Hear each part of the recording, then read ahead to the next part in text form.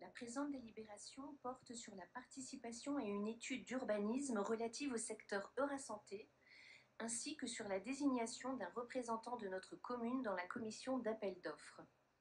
L'étude dont il s'agit vise à définir 3 axes principaux: l'accessibilité, le développement des services et les mesures compensatoires de la création de la liaison intercommunale Nord-Ouest, acronyme LINO, par la création d'un pont en verre.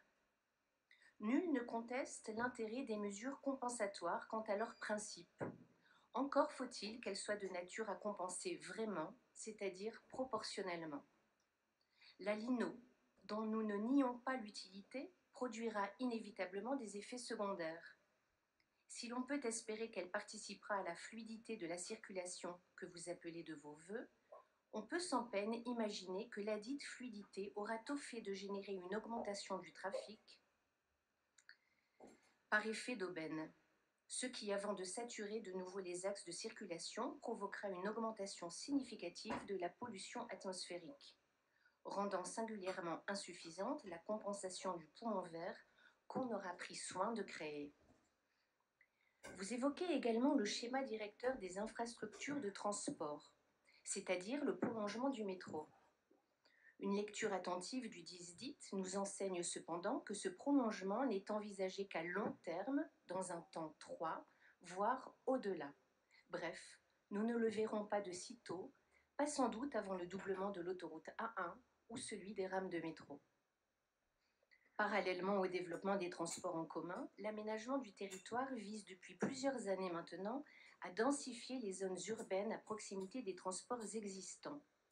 Ce n'est qu'ainsi, nous le savons bien, que l'on réduira réellement le besoin de transport individuel et la pollution qu'il génère.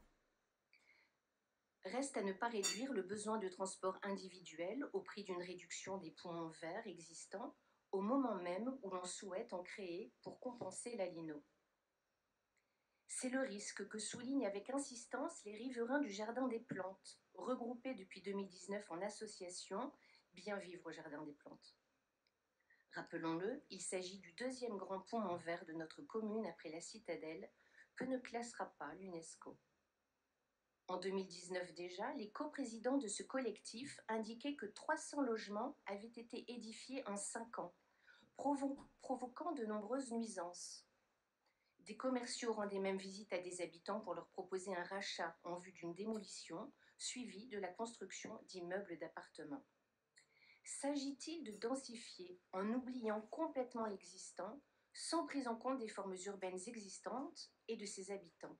Faut-il faire du passé table rase? La Voie du Nord, du 8 janvier dernier, ajoutait à ces nombreuses constructions un projet du promoteur ICAD de construire d'abord 100, puis finalement 60 logements sur une friche industrielle récente. L'association, tenant compte de ce que vous indiquez, page 37 de votre programme, je cite, « en matière d'urbanisme participatif pour co-construire ce que nous pensons être des communs urbains ». Quant à elle, indiquait avoir contre-proposé 33 logements compatibles avec la transition écologique. Signalons à cet égard que M. l'adjoint d'Andievel s'était engagé en juin 2021 à faire analyser ce contre-projet et d'en présenter le résultat aux responsables de l'association. Bien malheureusement, les rendez-vous fixés en juillet, en septembre et en octobre 2021 ont été annulés et il semble que vos services ne soient en outre pas autorisés à communiquer le produit de l'analyse. Monsieur l'adjoint, pourriez-vous honorer l'engagement pris auprès de cette association? Certes, la rue du Jardin des Plantes est dans un disque de valorisation des axes de transport, dit VAT, à moins de 500 mètres du métro. 10 minutes de marche, ce qui peut inciter à la densification. Mais elle est séparée du métro par le périphérique. La passerelle piéton est peu engageante et la couverture éventuelle de l'axe routier n'est envisagée qu'au plus tôt en 2026-2027, c'est-à-dire, et cela tombe bien, dans le cours du prochain mandat municipal. Ayant rappelé ces évidences, nous voterons cette délibération et soutiendrons l'engagement de notre commune dans cette étude, mais parce que nous pensons qu'il est indispensable d'associer les habitants à des aménagements qui auront des effets forts et parfois néfastes sur leur environnement, nous appelons à ce que le conseil de quartier de l'île Sud soit associé aux travaux. L'aménagement et l'urbanisme ont pour finalité le bien vivre, dans le respect des équilibres exigés par l'article L 101-2 du Code de l'urbanisme. Ne l'oublions jamais. Je vous remercie.